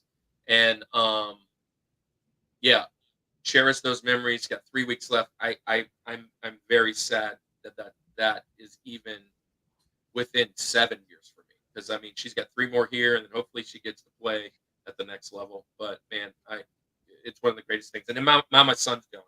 But yeah, I just wanted to share that with you because we never got to really chat. And I saw you post, so know that, man. I know the feeling. I know the feeling very closely. Yeah. So the Cadillac. Look, here he goes. We got spooked by a gator in Baton Rouge days before my 21st birthday. Saw a shot up McDonald by LSU too. Yeah, I remember that trip. Sunday morning. That's just Sunday. I mean, there you go. That's normal. I remember that trip. That was a fun trip. Yeah. Baton Rouge, man. A lot of fun times there. All right, man. So, Andy, let's finish this mountain. If you know me, if you've watched the show, I always wear my hat backwards, but I do got to flip it for this one because it's going to give you a little bit of where I'm going. Garth Brooks. I'm going with just a banger here, and I could go a million and a billion and a trillion different ways. I mean, I could do all kinds of things, but I think it would be best to do Blame it all on my roots. I showed up in boots. Yeah, I'm going Friends in Low Places, dude. There is not a song that is more iconic than this. This is the one that, again, unifies music lovers. I think, Kirk, you kind of touched on this too earlier. Like, it doesn't matter where you're from. It doesn't matter what your musical genre taste is. When that that first, dude, take me to that place. Like, that's where I'm at, and you are belting this. In their eyes when I took that glass of champagne. This song is so fantastic. Also, I mentioned it before, Alex Melton. Alex Melton does a cover of this one too. That's so cool too. It's like a rock version of it. But anyway, I digress. Friends in Low Places, dude. I mean, there's no way around it. I do agree that Colin Baton Rouge live is fantastic. Every song that he does gets an amazing reaction when you see him live. I've never seen him outside of Louisiana, so if I'm assuming this, I think that in Louisiana it's going to get bigger reaction, right? Obviously, Baton Rouge, like I get that, right? But dude, when that first chord hits live, this podcast sponsored by Alex Melton. I wish, dude, if I could get Alex Melton on here, dude. If we could get Alex Melton on, the dude's crazy. He is fantastic. It's fantastic. Anyway, yeah. Here's a bit of trivia. Do you know Garth Brooks' real name? Yeah, Goth Brooks, Chris Gaines. No, Garth's his middle name. Do you know his first name? What is it? Anybody in the chat without looking it up? I think I've looked at it before. Troyal, like royal with a T. Troyal. There you go. Troyal. But dude, Friends in Low Places, it doesn't matter. The third verse when it comes up, this is a family-friendly show, so I'm not going to sing the third verse. But when you watch him live, you are. Would you like some red rope licorice? This is. Let me say this too. I'm a huge Kiss fan. You can see all this stuff back here, right? Seen Kiss, been able to see them 4 times. This is the only podcast you can log in and see Kiss next to Jesus. Yeah, but here's the deal. I mean, amazing live. I have so much nostalgia tied to them. Garth Brooks might have been a better concert. It's so entertaining. It's an amazing concert. We've seen him twice. Just crazy good. Just crazy good. Now, how fast did this last concert sell out? Well, they were actually still selling tickets like while we were there because it was like super cheap. It was like $80 tickets or whatever, and he was playing in the Superdome. So it was crazy. I didn't enjoy this concert, but it's not because of Garth Brooks. Funny, just side story. There was a guy sitting next to me, and I noticed he had an Irish accent. Buddy. Yeah, Irish accent. He had an Irish accent. Found out he actually came from Ireland, and he was wildly drunk, and he was belligerent next to me. So I hardly got to hear any Garth Brooks. It was just not a fun experience. But the previous time when I saw him at the Smoothie King Center was fantastic. He's just an amazing. I mean, every song he does is just crazy. So. Andy, you didn't know this, but now that y'all pointed out those posters and the picture of Jesus behind you, you just came up with probably one of the coolest YouTube profiles names ever, and you didn't even know it. Kiss Jesus. Kiss. And then the avatar is Jesus with one of the Kiss members' makeup on him. I mean, how about that? I mean, Kiss Jesus sounds like it's either a band from the 80s or like like some new kind of indie band, or something. So yeah, a little dashboard Jesus. There you go. Here we go. Rosie, I hope you dance. Leanne Womack. Oh my gosh. DJ Jazzy Jeff. Don't take the girl. Link, Neon Rainbows. That was on my list. I'm only picking one for each. Rainbow. And George's I Still Believe in You. Wow, Vince Gill. Yeah, that's a good one. Vince Gill is good picks. Good picks, Dennis. Great picks. Yeah. All right, so it is time. Hang around with us just a little longer. It is time for us to jump into what we call the Benjamins. Benjamin Franklin was widely considered the 5th guy on the mountain, and so this is our honorable mention because he didn't make it.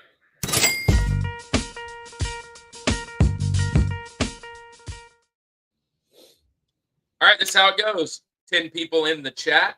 We're going to just throw out our honorable mentions. Many of them you guys may have mentioned already in the chat, but we're going to talk about them. So, Sean, you're going to go first. We got the football draft going on today, but we're going to draft it fantasy football style. You're going to go first. I'll go second. Andy will be third. But then it comes back the other way. We come around and it goes Andy, me, you, and then you, me, Andy, me, and you finish off with Mr. Brock Purdy, Mr. Irrelevant of country music songs of the 90s. You're going to have the last pick of the draft before we head on out to the neon moon. Whatever. But yeah, you're going to go first. Okay. What is the first song that, absolutely needs to get told today before we get out of here? We're going to go with a little bit of David Lee Murphy, Dust on the Bottle, baby. Nice. Good pick. That was my first pick. That was my next pick. I was going with that one. I love this song. Dust on the Bottle. Absolutely banger. I'll be honest. My next song, Andy, I had it in here and I had to take it out because it was 1981. And when I pulled it up and I was like, dang it. But again, it did the same thing, I guess, what it did with you. It told me a different date. I'm going to save this one till later. This one's already out. Since Dylan already threw it in the chat, I'm going with Strawberry Wine, Deanna Carter, 1996. I love the album name. Did I shave my legs for this? Yeah, strawberry wine. Yeah, I will say solid. this. One thing that I have talked about in the past is that I don't necessarily love female singers. I absolutely love female country singers. Yeah, True. I love Good point. Yeah, I would much rather listen to a male vocalist, but in country, I like them a lot. I like. I'm kind of with you on the same boat there, man. I think I am as well. Yeah. So, all right, Andy, you got two picks. Back. I'm excited about this because these are some bangers. I'm gonna go. I'm gonna get my King George in here. I'm gonna put this one in there, and we're gonna go check yes or no. I mean, I know we talked about it briefly throughout. So but George Strait is apparently the best around, but he didn't make any of our mountains. He made Sean's mountain. Yeah. All right. Sean's mountain. Anyway, so check yes or no is gonna be my first Benjamin, and then my next one is here's a quarter. Call someone who cares. Forgot about that one. Good hit. Travis Yeah. Tritt. I was trying to find a Travis Tritt song to fit in there in my mountain, and I really wanted to, but gosh, he's got so many good ones. I got to see him a couple years back with my wife and my father-in-law. He played in New Orleans, and it was a solo acoustic show. Dude, so good. Just him and a guitar at this theater. It was a great time, man. So, man, that's pure country. So I have a Travis song on my list that is available for these next ones, but that wasn't it. And I'm not saying that's a bad song. It's just not the one. I'm going with a song, and this song is on the list mainly because of my group of friends. This is one of those things when you hear it, Andy, you know me. When I hear a lyric or something, sometimes I just get caught on it, and I say it all the time. This was very common in our circle, and I'm going with Tim McGraw's Indian Outlaw. Ooh. I'm a Cherokee and Choctaw. I'm a one of a kind, dude. Oh, Yeah, We that's a good song. sung that verse a bazillion times, but I'm an Indian Outlaw. I'm Good going song. with Tim McGraw. That's my Tim McGraw pick. Nice. I love that. Good All choice. right, so Sean, you get back to You back. get two picks. 2 picks.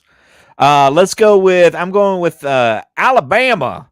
I'm in a hurry and don't know why, guys. Don't know why. Good song, Dude, that is a great. And so, look, can I just say this real quick? We were talking about earlier. I was saying Brooks and Dunn was like the duo. There is it's kind of a gone thing of country bands. In Alabama, the Oak Ridge Boys, all that Yeah. stuff. Like most of them are just single artists now. And Alabama is still, to me, the king of country bands. Like there's so much that they do. I love it. Yeah. Oh gosh. Well, we roll tide. Yeah, they made the mentions. They made the honors. All right, so you get another pick, Sean. Let's do Diamond Rio meet in the middle. I didn't even realize this. Bert is in the comments. I didn't even see it. My bad, Bert. Bert's modern day Breakfast Club. Yeah, I'm rocking the Chiefs jersey because it's draft night. We need to get that receiver tonight, hopefully, or that left tackle. That's what I'm pulling for. Sean, I'm a Chiefs fan, so yeah, I'm rocking that Mahomes. But look at this last one. McGraw-Hill. He also did educational books and sang a banger of country songs. So McGraw-Hill is a publishing company. Nice. All right, Sean. Anyway, you Sean, mentioned give your me pick. more. Yeah, what is it? Yeah, it's Diamond Rio meet in the middle. Yes. Nice. You start walking your way. There it I is. start walking mine. Good song. All right. Well, Love that. I'm going to go with another one. Probably my other crush, if you will. And I said her husband just now. I'm going with Faith Hill and Breathe. Nice. That's cool. There you go. Oh man, that video. Yeah. Well, there you go.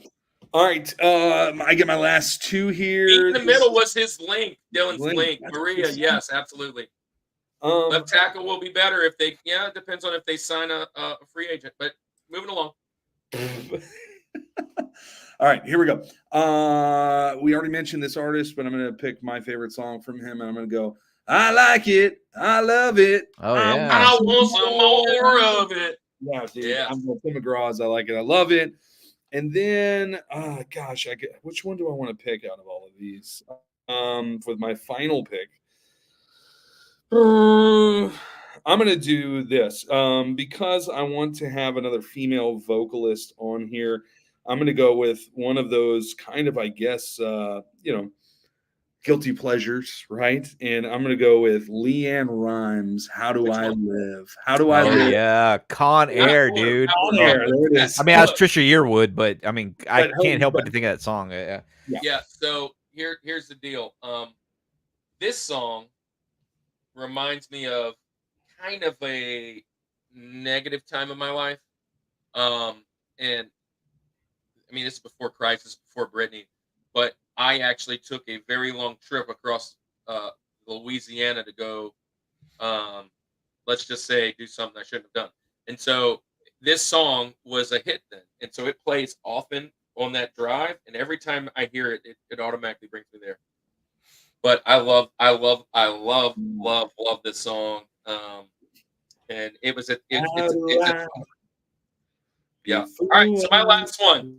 I have two songs that I wanted to bring up today because they were not bangers. Neither one of them are bangers, but two of my favorite songs from when I was a kid, and I have to pick one of them. And but they're both kind of tongue in cheek. They're both kind of slapstick. They're both kind of funny. And I'm just gonna go with this one because I had this album. I'm going with Cotton Eye Joe, the Rednecks. Oh, great song. We call that country. It is country. It is definitely country. Okay. It's 100% country. And I danced to this song at a country bar. It is country. Have you heard today's country radio? Country is subjective. It's very similar. This was the Florida Georgia line of the 90s. Oh my Lord. Yeah. Dude, and let me just go back. I love that album. I was kind of into techno back then, and I love when techno kind of I almost mentioned this in Guilty Pleasure, when techno kind of takes something from pop culture and makes it a techno song. And this is like the first time that country was kind of doing that, and I was hooked. And I put this. This is the Kick Out the Beat kind of Joe. That one, right? That's what you're talking about. Dude, I love the whole album.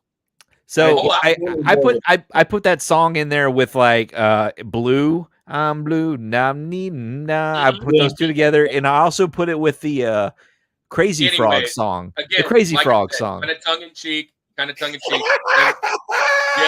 love it. We're gonna make fun of Andy's war pigs, right? War pigs. War movies is what he's meaning. I have to give Andy some fuel. I knew he hated this, and so I'm throwing it out there. But my other one also. Let's talk. I know this is Benjamin's, and I know this is this isn't a country song. It's just because the guy is. I mean, they're from like freaking. Where are they from? Germany? I don't know where they're from. Like, there's nothing country about them, dude. I'm going to give you my other one, which is similar. No, I don't. You can keep this pick. I mean, that's the whole point of this. I'm going to give it to you afterwards, anyways. Yeah. Let's hear it. What you got? Go. No, you go. Your last pick. Take your last pick. Final pick. What you got? Me? Rednecks is from Sweden. They're not country, man. I'm sure there's country somewhere in Sweden. Sweden is a country. I mean, are we counting that? I mean, like, what are we saying? Yeah. Anyway. All right, Sean. Bring us back. Final song of the night is my fourth pick of my Benjamins. So this is our last one song of the night, right? One last song. Okay. I'm going with Billy Ray Cyrus, Achy Breaky Heart. Yes, that's the other song. That was my other song. That's country. That's my other song. Hey, listen, that was my other song, but I knew that had a better chance of making it than the one I said. Perfect ending. That was the song. Yeah, right. I love that. Listen. Achy Breaky Heart was the very first country single tape I ever purchased in my life, and I was like, I couldn't believe I was buying it, but it was so big in 91, 92, and oh man, yeah. And to think he had Miley Cyrus. Yeah, I mean, not everybody can be perfect, so hey, this is no, this is a great pick. It's like he did this song, and then he did Old Town Road with Lil Nas X. Like, what else did he do? I think he had. I mean, he had an album, but I mean, do we know any other songs by Billy Ray Cyrus? Who? Yeah, Dude. exactly. And again, these are things I really don't or wouldn't listen to, but the nostalgia factor of being so like ingrained in my head about a moment in time in the 90s, these two just have a big deal. Yep. I appreciate that. I'm so glad that came up. Yeah, I mean, listen. Yeah, you throw that thing on, and It's a 2-chord song too. Yeah, it's so simple. I mean, that's the beauty. Look at Flipper, dude. He's throwing up. He's like, we lost him. He's like, I'm out. Yeah. Well, hey, I'm glad this was fun, man. This was a ton of fun. Let me just see this here. Let me see on my list, and I'm not gonna say songs. I'm gonna just say artists. So I had a Trit. I had Shania. I had a Toby Keith. Let's say Toby Keith. Toby Keith. We didn't mention anything from Toby, and he just passed away recently. Passed away. Yeah. So, yeah, and also Dennis said this. Billy Ray Cyrus had a son who was in Metro Station. Oh, no kidding, man! Shake, shake, shake, shake, shake. It's like that's a good hit, man. That's a good guilty pleasure tune right there. Here's the thing. Out of all of my songs, only 2 of them didn't make it. And the 2 artists were, number 1, it was Toby Keith, and number 2, it was Reba. I had a song from Toby and a song from and Reba, but we said everybody else. But with that being said, I remind you, my whole mountain could have been Garth Brooks, Randy Travis, Jody Messina, Trisha Yearwood, Travis, Reba. Oh yeah, Reba. I was gonna put fancy because of the karaoke side of None of us said Vince Gill. Vince Gill. I mean, it was in the comments, right? Randy wasn't really my jam. That was really hard country in the 90s, and I wasn't a country fan yet. So going back, and I appreciate Randy. He has probably one of the most iconic voices in the history of music, much less country. Mm-hmm. And I was kind of listening to some of his stuff today, and I was like, yeah, that's a good song, but I wouldn't put it in my Yeah, so, there's a lot of good ones. Anyway, yeah, we could keep going, but it's Kenny Chesney's fun. But I was like, Tractor Sexy or I don't know why I consider Toby 2000s country, but I do. Man, I don't know if you guys saw him when he passed. Man, he didn't look good at all. But man, God rest his soul. But Toby Keith, I have a lot of songs from Toby. He has a great catalog, and But anyways, that's our show today. Sean, thanks for hanging out. Kelly Teagarden in the house. It's not 90s, but my favorite Billy Ray Cyrus song is Somebody Said a Prayer. I didn't know we had another song, so good job. Thank you. Hey, Mom, Miss Kelly.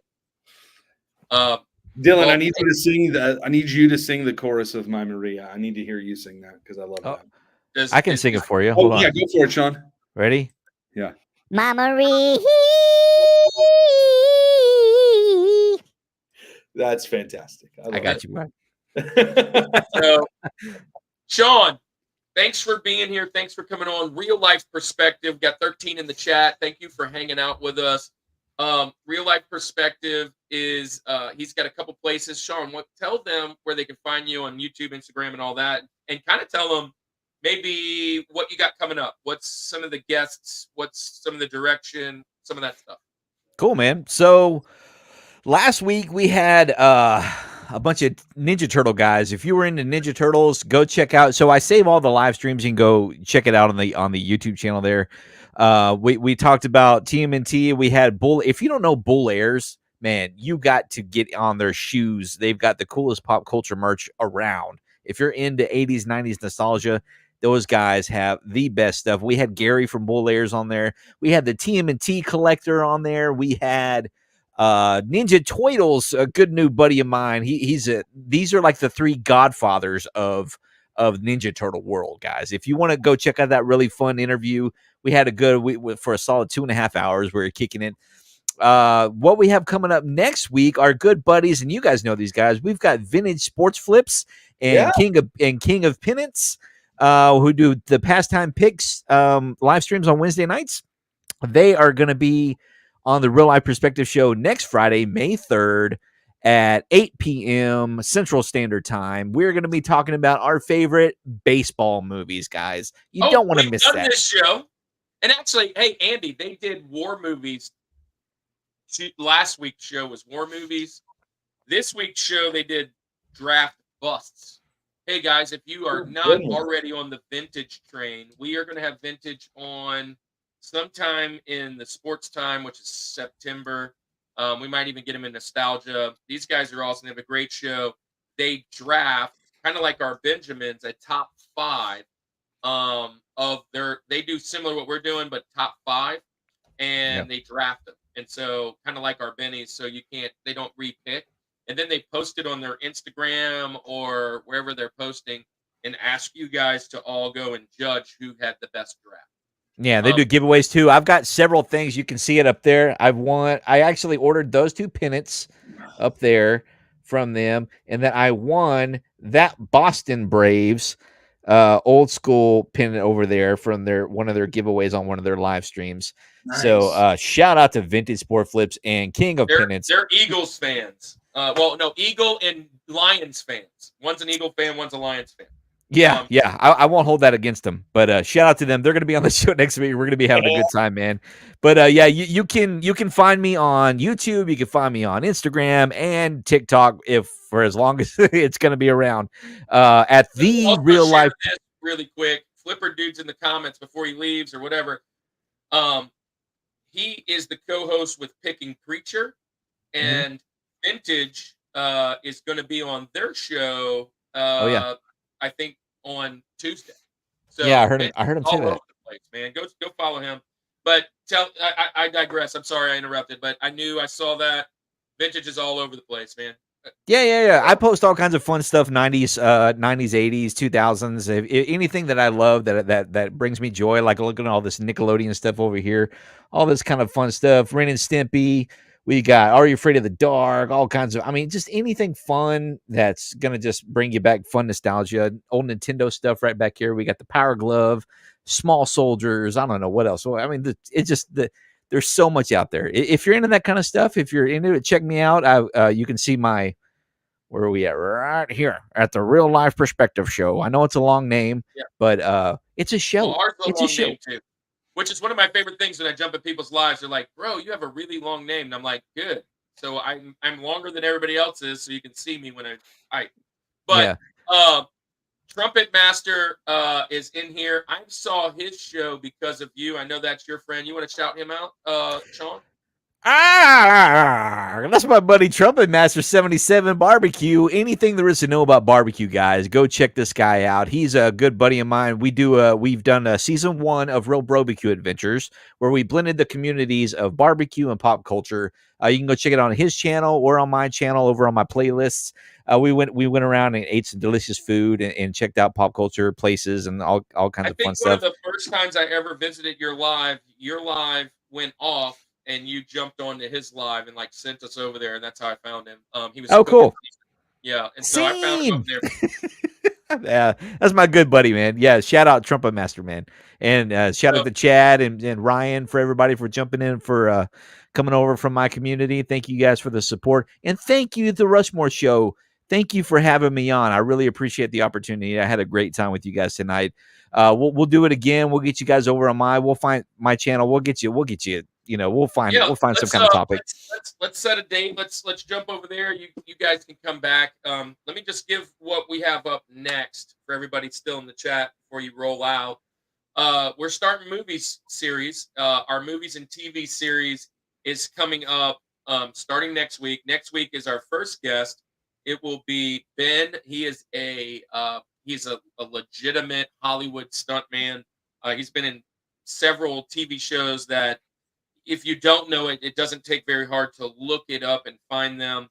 If you follow his Instagram, you would see exactly what I'm talking about. He's got some still shots and things, and some really cool green screen videos and stuff of him, working.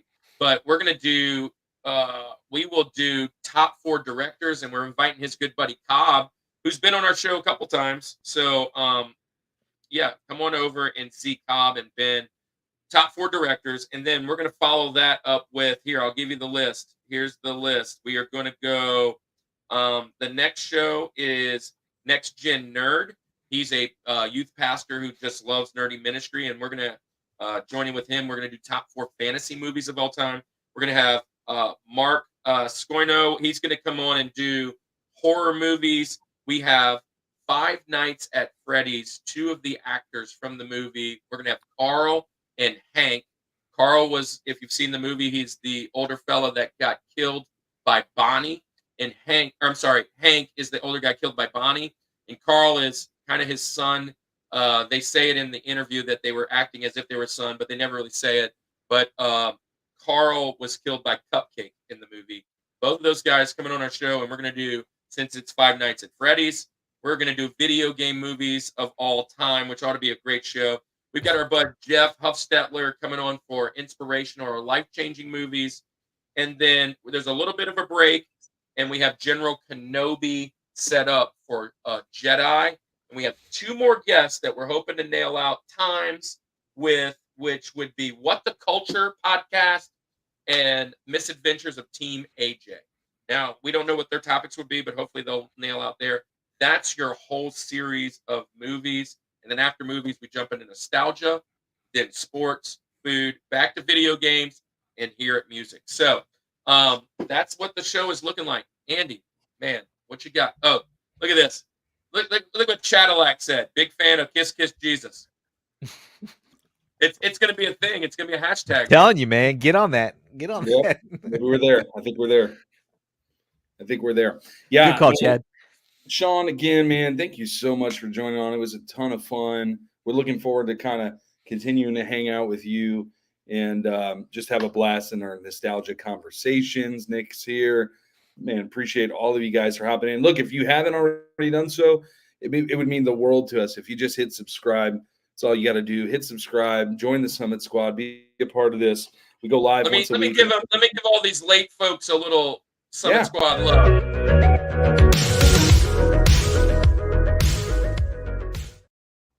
That's our little couple-second video for you for joining the Summit Squad. That's just subscribing, being a part of this, being a part of the conversation when we do every week. We love chatting with all of you guys. And look, if you are just joining Summon, Kirk mentioned we've got guests lined up for the next 2 months, but we're always looking for new people to hop on, to connect with, to chat about some fandoms that maybe they have. So if you ever want to join in on a show, hey, best way, just send us a message. If you message us on Instagram or Messenger, that's the way to get in touch with us, and that's kind of how we do things. Yeah, Facebook Messenger or Instagram is the best way. We'll connect with you, and if you need us to be on your show, we'd love to be there. Man, thanks so much. We can't wait till we jump on yours, and we got to come up with some fun stuff. Andy is a huge Nickelodeon guy. Orange let's do Nick cartoons. Let's do Nick cartoons. Nick cartoons. Let's do it. Or shows. We're there. Yeah. So let's do it, man. Let's do Nickelodeon shows. I love it. Right on. Not just cartoons, let's do Nickelodeon shows. Yeah. Let's do it. I'm down. Let's plan that show out, and then we'll map that thing out. Man, thank you so much. So, Andy, I think it's time to tell everybody good night so we can watch the end of this thing, this draft and whatnot, and see what's about to go down. All right. Well, let's say goodnight before we hit 2 hours. This is the Rushmore Show, where it's all about that top 4 and nothing more. Let's go.